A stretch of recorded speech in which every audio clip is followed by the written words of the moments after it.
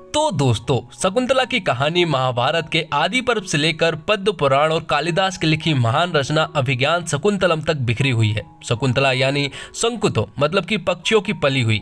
हर रचयिता ने शकुंतला के चरित्र को अपने अनुसार गढ़ा है। दुष्यंत की याददाश्त खोने का बहाना भी कहीं कहीं दुर्वासा ऋषि बनते हैं, लेकिन ये कहानी एक ऐसी बच्ची की है जिसके माता पिता ने उसे जन्म देते ही त्याग दिया और जिसके पालनहार को उसे सगी बेटी से भी ज्यादा प्यार मिला। तो आइए दोस्तों, आज हम एक्सप्लेन करने वाले हैं शकुंतलम मूवी को, जो कि हाल ही में रिलीज हुई है। तो वीडियो को शुरू करते हैं, और अगर वीडियो अच्छा लगे तो वीडियो को लाइक जरूर कीजिएगा और इसी तरह की वीडियोस पाने के लिए आप हमारे चैनल को सब्सक्राइब भी कीजिएगा, ताकि आपको इसी तरह के लेटेस्ट और फ्रेश कंटेंट मिलते रहे। तो फिल्म की कहानी शुरू होती है देवराज इंद्र से, जिन्होंने महर्षि विश्वामित्र की तपस्या तोड़ने के लिए मेनका अप्सरा को धरती पर भेजा था, क्योंकि उन्हें किसी भी हालत में विश्वामित्र की तपस्या को तोड़वाना था। तो धरती पर आने के बाद मेनका और विश्वामित्र का मिलन हुआ, जिससे कि शकुंतला का जन्म हुआ। लेकिन कंडीशन ये बनती है कि मेनका तो अपना काम करने के लिए धरती पर आई थी और वो शकुंतला को अपने साथ नहीं ले जा सकती थी। देवलोक के नियमों से बंदी होने के कारण मेनका उसे धरती पर ही छोड़कर चली गई थी। जिसके बाद एक आश्रम का सीन दिखाया जाता है, जहाँ पर कि महर्षि कर्णव ऋषि अपने शिष्यों को शिक्षा दे रहे होते हैं कि तभी उन्हें एक बच्चे के रोने की आवाज सुनाई देती है। तब कर्णव ऋषि तुरंत ही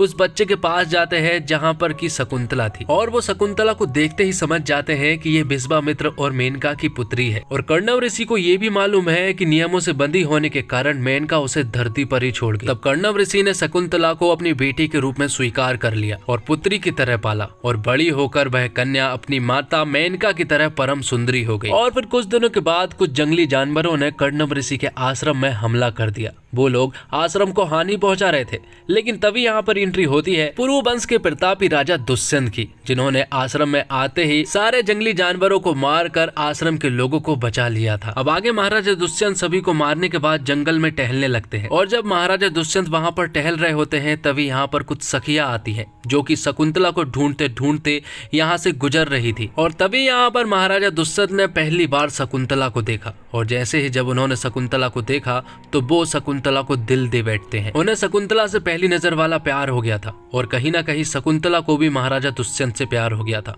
उन दोनों ने साथ में समय बिताना शुरू किया। कई दिनों तक समय बिताने के बाद दोनों ही एक दूसरे से प्यार करने लगे थे। यहाँ पर शकुंतला और महाराजा दुष्यंत ने कसम खा ली थी कि मरते दम तक वो दोनों एक दूसरे का साथ देंगे, और यहीं पर दोनों ने गंधर्व विवाह भी कर लिया था, जिसके बारे में बहुत ही कम लोगों को मालूम था। और फिर कुछ दिनों के बाद आश्रम में एक बहुत बड़ा यज्ञ होना था, लेकिन यज्ञ को भंग करने के लिए उन्हें एक बहुत बड़ा संकट नजर आया, और उस संकट का नाम था कालीवरी के राक्षस। वो राक्षस किसी भी हालत में इस यज्ञ को भंग करवाना चाहते थे, और आश्रम के लोग किसी भी हालत में इस यज्ञ को पूरा करना चाहते थे। और कालीवरी के राक्षस दरअसल में बहुत ही ज्यादा खतरनाक होते हैं। तो यहाँ पर हमें कालीवरी के राक्षसों के बारे में बताया जाता कि जब हनुमान जी लक्ष्मण जी के लिए संजीवनी बूटी लेने के लिए देवभूमि गए थे, तो हनुमान जी को वहाँ पर एक ऋषि मिले थे। दरअसल में वो कालीवरी के राक्षस थे, जिन्होंने अपना भेष बदल कर ऋषि में बदल गए थे। यहाँ पर जब हनुमान जी आए थे तो यहाँ पर ऋषि ने हनुमान जी से कहा था कि तुम एक बहुत ही पवित्र काम करने के लिए जा रहे हो, इसलिए सबसे पहले तुम्हें इस नदी की डुबकी लगानी चाहिए। और दरअसल में उस नदी में एक मगरमच्छ थी, जो कि कालीवरी के राक्षसों ने ही भेजा था।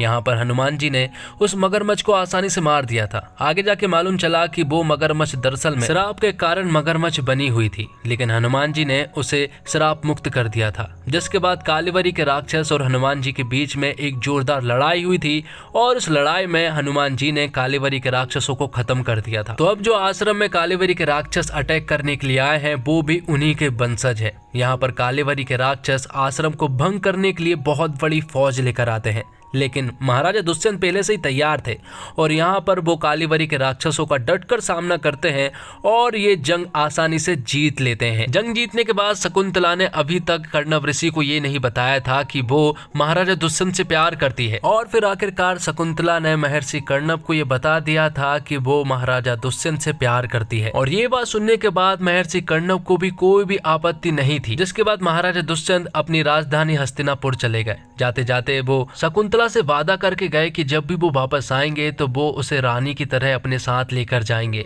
और वहां की रानी बनाएंगे। अब कुछ दिन कुछ महीने बीत जाते हैं, और यहाँ पर शकुंतला गर्भवती हो जाती है, और हर पल वो बस महाराजा दुष्यंत के ख्यालों में ही खोई रहती है। हर पल वो बस यही सोचती रहती है कि महाराजा दुष्यंत कब आश्रम आएंगे और कब उसे लेकर जाएंगे। और एक दिन फिर से शकुंतला महाराजा दुष्यंत के बारे में सोच रही थी और वो पूरी तरह से खो गई थी। तभी यहाँ पर महर्षि दुर्वासा आते हैं, जो कि गुस्से के बहुत ही ज्यादा तेज होते हैं। यहाँ पर वो शकुंतला को पुकारते हैं, लेकिन शकुंतला खोई हुई थी महाराजा दुष्यंत के ख्यालों में। वो महर्षि दुर्वासा की आवाज को बिल्कुल भी नहीं सुन पा रही थी, जबकि महर्षि दुर्वासा को ऐसा लग रहा था कि शकुंतला सब कुछ सुन रही है, लेकिन वो उसे अनदेखा कर रही है और ये उन्हें बहुत ही ज्यादा अपमानित लगा। इसलिए यहाँ पर महर्षि दुर्वासा ने शकुंतला को श्राप दे दिया कि वो जिसके ख्यालों में खोई हुई है उसके मन से वो पूरी तरह से हट जाएगी। वो जितना प्यार तुम्हें करता है अब वो तुम्हें एक पल भी नहीं पहचान पाएगा। और जाते जाते महर्षि दुर्वासा जब जा रहे होते हैं, तब शकुंतला की सखियों ने महर्षि दुर्वासा को रोका और उनसे कहा कि आप ऐसा मत कीजिए, क्योंकि अगर आप ऐसा करेंगे तो शकुंतला मारी जाएगी। साथ ही शकुंतला की सखिया महर्षि दुर्वासा को ये भी बताती है कि वो गर्भवती है, और सखिया महर्षि से ये भी कहती है कि वो आपका अपमान नहीं कर रही थी, बल्कि वो अपने प्रेम में इतनी ज्यादा खोई हुई थी कि आपकी आवाज उसके कानों तक पहुंच ही नहीं पाई। तो महर्षि दुर्वासा सखियों से कहते हैं कि श्राप को टाला नहीं जा सकता है, पर जो अंगूठी महाराजा दुष्यंत ने शकुंतला को दी थी, वो शकुंतला अगर महाराजा दुष्यंत को वापस दिखा दे तो वो प्रेम फिर से जाग जाएगा। लेकिन इस बात के बारे में अगर शकुंतला या फिर महाराजा दुष्यंत को मालूम चली तो ये श्राप पूरा होकर ही रहेगा। तो अब बहुत दिन बीत जाते हैं, लेकिन महाराजा दुष्यंत अभी तक आश्रम में नहीं आए थे। तब महर्षि कर्णव अपने कुछ शिष्यों के साथ मिलकर शकुंतला को महाराजा दुष्यंत की राजधानी हस्तिनापुर भेजने की तैयारी करने लगते हैं, क्योंकि शकुंतला गर्भवती थी और उसका वहां पर रहना बहुत ज्यादा जरूरी था। और फिर कुछ टाइम के बाद शकुंतला हस्तिनापुर पहुंच जाती है, जहां पर पहुंचने के बाद शकुंतला बहुत ही ज्यादा खुश थी। और जब वो दरबार में पहुंचती है और उन्हें बताती है कि वो उसके बच्चे की मां बनने वाली है और सारी बातें बताती है, तो यहाँ पर महाराजा दुष्यंत शकुंतला से कहते हैं कि हम तुम्हें नहीं जानते, अपने जीवन में हमने तुम्हें पहली बार देखा है। महाराजा दुष्यंत को आश्रम की सारी बातें याद है सिवाय शकुंतला के। शकुंतला से वो मिले भी थे, उन्हें ये तक याद नहीं है क्योंकि महर्षि दुर्वासा ने उन्हें श्राप दिया है। और जब महाराजा दुष्यंत शकुंतला से कुछ सबूत मांगते हैं, तो यहाँ पर शकुंतला उन्हें अपनी अंगूठी दिखाने लगती है, जो कि महाराजा दुष्यंत ने शकुंतला को दी थी।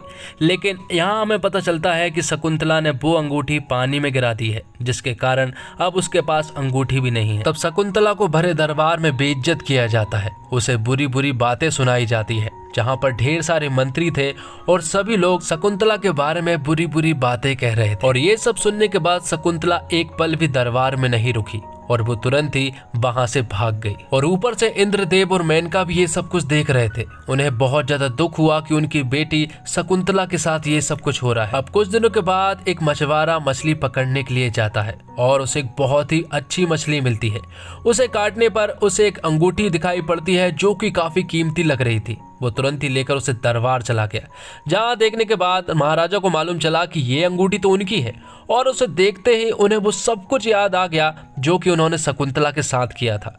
उन्हें शकुंतला के साथ बिताए गए सारे पल याद आ जाते हैं, अपना प्यार वापस मिल जाता है। जिसके बाद वो तुरंत ही सैनिकों को भेजते हैं शकुंतला को वापस लाने के लिए। लेकिन शकुंतला इतनी ज्यादा बेइज्जत होकर गई कि वो यहाँ पर रुकना बिल्कुल भी पसंद नहीं कर रही थी। सैनिकों ने ढूंढने की काफी कोशिश की, लेकिन शकुंतला का कोई भी अता पता नहीं था। और फिर कुछ दिनों के बाद महाराजा दुष्यंत को ये बात मालूम चली कि दरअसल में वो एक श्राप था और उस श्राप के पीछे कालीवरी राक्षसों का हाथ है।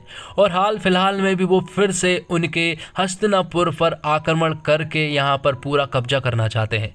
कालीवरी के राक्षस अब और भी ज्यादा खतरनाक हो गए हैं। जिसके बाद यहाँ पर फिर से एक बहुत बड़ा युद्ध होता है, जिसमें कि महाराजा दुष्यंत उन कालीवरी के राक्षसों का सामना करते हैं। और इस बार इंद्रदेव के साथ ही भी महाराजा दुष्यंत का साथ देते हैं और इस युद्ध को आसानी से जीत लेते हैं। युद्ध जीतने के बाद महाराजा दुष्यंत का सिर्फ एक ही लक्ष्य था कि उन्हें किसी भी हालत में अब शकुंतला को ढूंढना है, क्योंकि उसके साथ उन्होंने बहुत ज्यादा बुरा किया। जब वो जंगल में थे तो वहां पर उन्हें एक शेर दिखाई दिया, जो कि एक बालक की तरफ बढ़ रहा था। उसे देखकर उन्होंने तीर चला दिया था। लेकिन यहाँ पर हमें पता चलता है कि वो बालक दरअसल में महाराजा दुष्यंत का ही बेटा है, लेकिन उन्हें ये बात नहीं मालूम थी। उन दोनों ने आपस में बातें की और उसके संस्कार काफी अच्छे थे। थोड़ी देर के बाद यहाँ पर शकुंतला आ जाती है।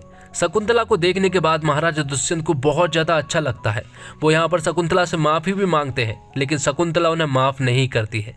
वो यहाँ से चली जाती है और फिर बाद में शकुंतला उन्हें बताती है कि उनके साथ क्या क्या बुरा हुआ। शकुंतला उन्हें बताती है कि किस तरह से उसने कष्ट भरा समय काटा।